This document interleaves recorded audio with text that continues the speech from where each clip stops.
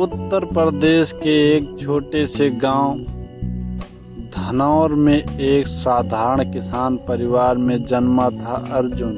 घर में माँ थी जो स्कूल तक नहीं गई थी और पिता जो खेत में हल जोतते हुए जिंदगी बिता रहे थे। परिवार की आर्थिक हालत बहुत खराब थी, लेकिन अर्जुन के सामने सपने बहुत ऊंचे थे। वह चाहता था कि एक दिन IAS अफसर बने और अपने गांव का नाम रोशन करें। जब उसने पहली बार गांव के स्कूल में अपने टीचर से पूछा, सर IAS कैसे बनते हैं, तो टीचर ने मुस्कुराकर कहा, जो लोग ठान लेते हैं वही बनते हैं अर्जुन। लेकिन गांव के बाकी लोग इस बात को मजाक समझते थे।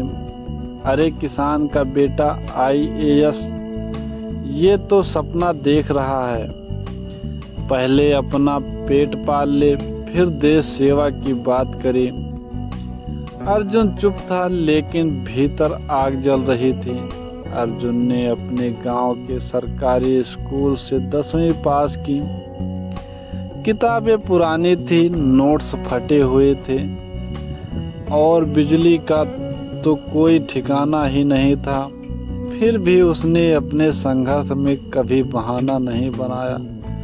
रात को लालटेन की रोशनी में पढ़ाई करता और दिन में खेत में पिता का हाथ बटाता।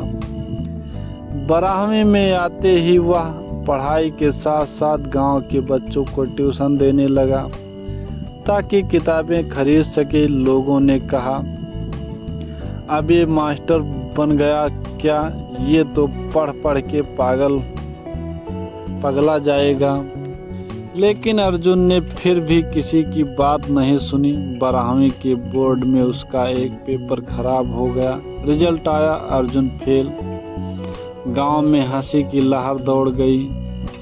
देखा पढ़ाई से क्या होता है, हम तो पहले ही बोले थे यह कुछ नहीं कर सकता। अर्जुन टूटा नहीं, वो घर लौटा। माँ के पास जाकर बोला, माँ सब कह रहे हैं कि अब सपना छोड़ दूं।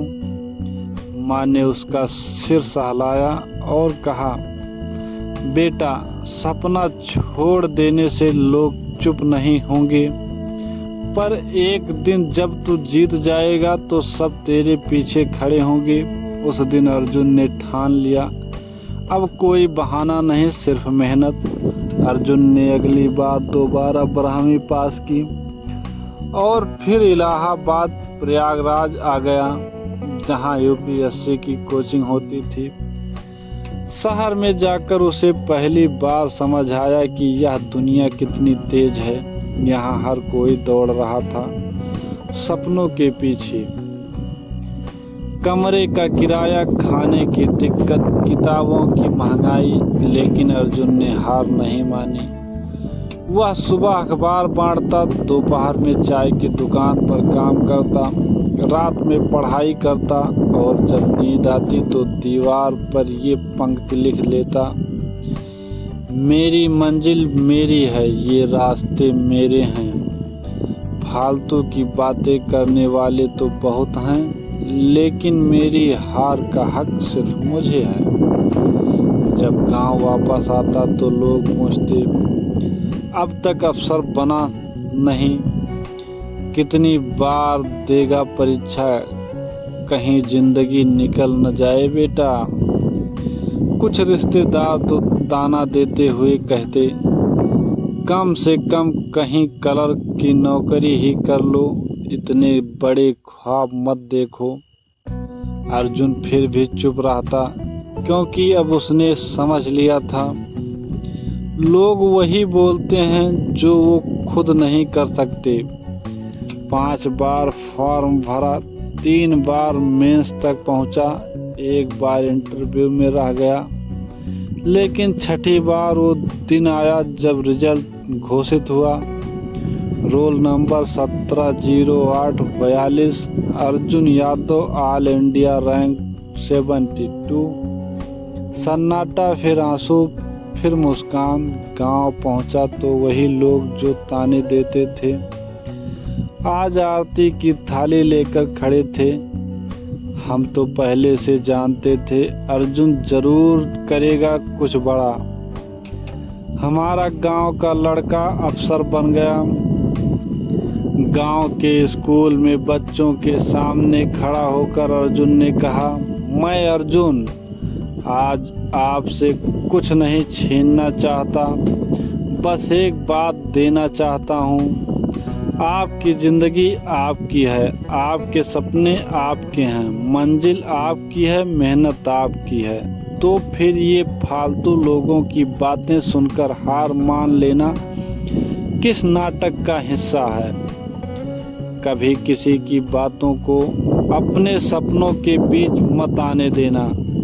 याद रखना, जब जीत मिलती है ना तो वही लोग तो ताने देते हैं, तालियां बजाते हैं। आज अर्जुन पूरे जिले का आदर्श है।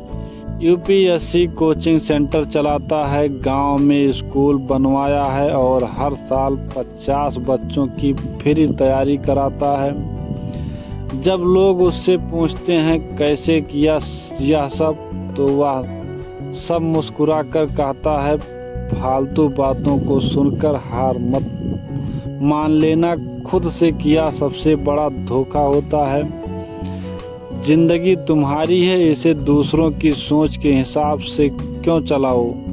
सपने देखो, मेहनत करो, हारो गिरो लेकिन फिर उठो, क्योंकि असली नाटक वो नहीं जो तुम जीतते हो, बल्कि वो है जो दुनिया दिखाना चाहती है। यह कहानी सिर्फ अर्जुन की नहीं, हम सबकी है।